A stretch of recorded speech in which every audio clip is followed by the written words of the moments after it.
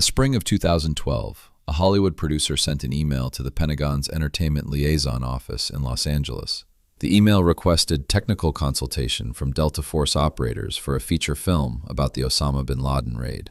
3 weeks later, the response arrived. One paragraph: polite, professional, and final. Most people assume Delta declines these requests because the Pentagon blocks them. Most people are wrong. The Pentagon would approve the consultation. Delta said no on its own. That single paragraph the Pentagon liaison sends back to every producer who asks about Delta consultation actually exists as a near-permanent template in the liaison office's files. It says more about the unit's culture than any film Hollywood has ever produced. And we will get to exactly what that paragraph says before this video is over. To understand why Delta's silence is so unusual, you need to see how completely the Navy SEAL community went in the opposite direction. Marcus Luttrell survived Operation Red Wings in the mountains of Afghanistan, and his memoir became Lone Survivor, a Peter Berg film starring Mark Wahlberg that earned over $150 million at the global box office. Luttrell served as a technical consultant on that production. He walked the set in New Mexico. He corrected the actors on their patrol formations. He made the combat sequences feel authentic because a real operator was standing 10 feet behind the camera. Chris Kyle's autobiography became American Sniper, directed by Clint Eastwood, with Bradley Cooper in the lead role. That film grossed nearly $550 million worldwide and became the highest-earning war film in American box office history. Kyle had been working with the production team before his death in February 2013, and his family continued that involvement through the final theatrical cut. Then came Zero Dark 30, Catherine Bigelow's dramatization of the bin Laden raid in Abbottabad. The production drew from intelligence community sources and from members of Naval Special Warfare Development Group. Former operators consulted on the tactical sequences, and the Pentagon's own Entertainment Liaison Office facilitated access to military installations for the filmmakers. Active Valor pushed the boundary further than any war film before it. Active-duty Navy SEALs played themselves on camera, firing live ammunition during the production's action sequences. The film was produced in direct cooperation with the Naval Special Warfare Command, and it served as both a theatrical action movie and an official recruiting vehicle for the SEAL pipeline. The partnership then crossed into the gaming industry. The Call of Duty Modern Warfare franchise brought in SEAL consultants to advise on weapon handling, tactical movement animations, and mission planning scenarios. The consulting fees for those engagements reportedly reached 6 figures per contract, and the operators involved received both payment and a media platform that extended their personal brand well beyond their years in uniform. The pipeline works like this. A SEAL finishes his career, writes a memoir, or signs a consulting agreement, and Hollywood converts his experience into a commercial product. The operator earns income. The studio gets tactical authenticity. The audience buys a story that feels real. Everyone profits from the arrangement. So when a Hollywood producer sends that same kind of email asking about Delta Force, you would expect the same infrastructure to exist on the Army side of the Special Operations community. It does not, and the reasons go back to the unit's founding. The first major production that attempted Delta consultation involved a late 1990s feature film development about Operation Eagle Claw, the failed 1980 hostage rescue mission in the Iranian desert. The unit that planned and attempted that rescue was 1st Special Forces Operational Detachment Delta, barely 4 years old at the time of the mission. Hollywood producers contacted the Pentagon's Entertainment Liaison Office and requested introductions to retired operators who had participated in the planning and execution at Desert One. The request was declined. Not by the Pentagon, by former operators who refused to participate, even decades after their service had ended. When Ridley Scott began production on Black Hawk Down in the year 2000, the screenplay depicted the October 1993 Battle of Mogadishu in Somalia, where Delta operators and Army Rangers fought through hostile city streets for nearly 18 hours. The production had full access to Mark Bowden's book and cooperation from several Army Rangers who survived the battle. But the Delta operators from the Combat Applications Group, who made the most dangerous helicopter insertions and ground movements that day, declined to consult on the film. Ridley Scott used Ranger accounts, journalist interviews, and declassified military after-action reports. The Delta perspective in that film came entirely secondhand. After the bin Laden raid in Abbottabad in May 2011, multiple studios began developing projects about the operation. The dev group operators who conducted the assault eventually became semi-public figures. Robert O'Neill gave nationally televised interviews describing the raid. Mark Owen published a book under a pen name that detailed the mission from inside the compound. But the Delta operators who supported that broader campaign, and the unit's intelligence fusion cells that contributed to the decade-long manhunt across multiple countries, stayed completely silent. Producers who sent emails to the Pentagon requesting Delta consultation on bin Laden raid projects received that same polite, single-paragraph rejection. Additional attempts surfaced around the Iranian embassy siege era and the early counterterrorism operations of the late 1970s, when the unit was still building its identity under its founding commander. Each time, the response followed an identical pattern.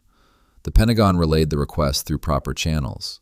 The unit, or its retired members acting in alignment with the unit's institutional culture, declined, and the rejection arrived without elaboration beyond a brief, professional refusal. The pattern became so consistent over the decades that entertainment liaison officers in Los Angeles reportedly developed a standard response template specifically for Delta-related production inquiries. That template is the paragraph we mentioned at the beginning of this video, and now you get to hear what it actually says. According to accounts from former Pentagon entertainment liaison staff, the paragraph communicates something very close to this. The unit in question does not participate in entertainment industry consultations, does not authorize the use of its name or organizational details in commercial productions, and does not provide after-the-fact endorsements of productions that depict its operations or personnel. 3 sentences. They have been the standing policy since the unit's creation in 1977. The policy is not a suggestion or a guideline that individual operators interpret for themselves. It is institutional. Does not participate means no active duty operator will sit in a production meeting or walk a film set. Does not authorize means no retired operator can claim he speaks with the unit's approval or blessing. Does not endorse means that even if a film somehow gets the tactics and culture exactly right, no one from the organization will confirm that accuracy on the record. The operational security rationale behind this stance is direct and unforgiving. Any tactic shown on screen, even a minor procedural detail, becomes adversary intelligence the moment it reaches a global audience. The way a 4-man team stacks on a doorframe in a target building, the radio communication protocol during a hostage extraction, the method of transitioning between primary and secondary weapons under fire inside a narrow hallway. These are not cinematic details designed to entertain audiences. They are the exact procedures that determine whether operators survive real missions against real adversaries. If someone on the other side of the world watches a technically accurate film and adjusts their defensive preparations accordingly, the cost is measured in American lives, not weekend box office numbers. Joint Special Operations Command understood this calculus from its earliest days. The entire Tier 1 ecosystem was designed around the principle that capabilities remain hidden until the precise moment they are deployed. The unit does not train where it can be observed. It does not announce its deployments, and it does not review Hollywood scripts for accuracy, because accuracy is precisely the thing that creates the danger. This is where the SEAL approach and the Delta approach split most dramatically. The Navy SEAL community treats tactical accuracy in a Hollywood film as a net positive for the community. If a movie gets the tactics right, it builds public respect and provides a window into the difficulty of the work. Delta treats that same accuracy as a net negative for operational survival. If a film gets the tactics right, someone planning an ambush in a foreign city is studying the footage frame by frame. The rule has been broken almost never across nearly 5 decades of the unit's existence. The number of Delta-affiliated individuals who have participated in Hollywood entertainment projects in any formal capacity is close to 0. If you follow this channel for the kind of special operations analysis that goes beyond what the mainstream covers, take a second and hit subscribe. We break down the institutional mechanics of Tier 1 culture, and the next part of this video explains the contradiction that confuses most people about Delta's relationship with public disclosure. The unit's total silence toward Hollywood creates an obvious question. Several former Delta operators have published books over the years. Pete Blabber wrote The Mission, The Men, and Me about command decision-making. Dalton Fury wrote Kill Bin Laden about the Tora Bora operation in Afghanistan.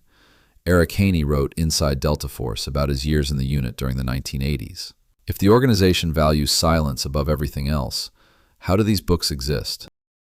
The answer sits in the gap between an individual decision and an institutional partnership. A book is written by one man. That man makes a personal choice to share his operational experience, submits his manuscript to the Department of Defense for a mandatory pre-publication security review, and then accepts personal responsibility for whatever consequences follow. Some of those consequences have been genuinely severe. Mark Owen, the pen name used by a dev group operator who published No Easy Day about the bin Laden raid without completing the full review process, faced a criminal investigation by the Department of Justice for allegedly disclosing classified material. The enforcement system has real teeth, and every operator who writes a book knows the personal risk involved. A Hollywood production is a fundamentally different animal. A film consultation is not one man sharing his story from a writing desk. It is an institutional collaboration between a military organization and a commercial entertainment company. It involves script review meetings at studio offices, on-set technical advisors wearing headsets next to the director, coordination with public affairs offices at the Pentagon, and an implied organizational endorsement that follows the finished film into theaters across 40 countries. The unit tolerates books in rare cases because a book represents a personal risk accepted by an individual. The unit refuses to tolerate film consultation because a film represents an organizational partnership that carries the weight of the institution itself. This distinction also explains why the Pentagon does not push back against the unit's refusal. The Department of Defense Entertainment Liaison Program exists specifically to facilitate cooperation between the military branches and Hollywood productions.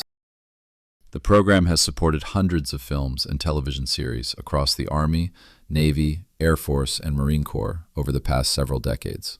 If Delta operators wanted to consult on a screenplay, the bureaucratic approval pathway already exists and has been used by other units thousands of times. The gate stands wide open. The unit simply refuses to walk through it.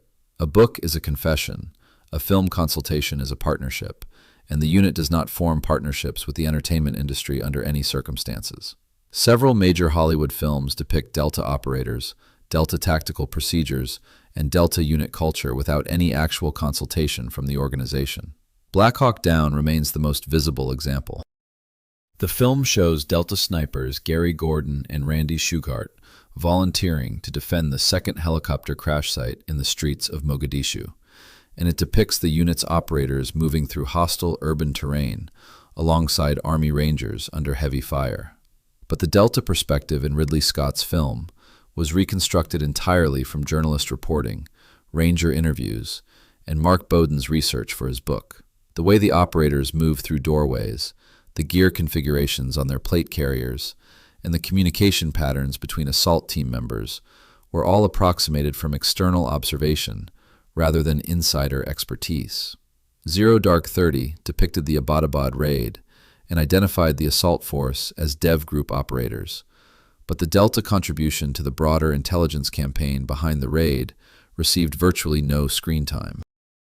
The unit's role in the decade-long pursuit of bin Laden involved intelligence fusion cells operating across Iraq, Afghanistan, and multiple other theaters, combined with interrogation analysis and high-value targeting operations that fed directly into the information chain that eventually located the Abbottabad compound.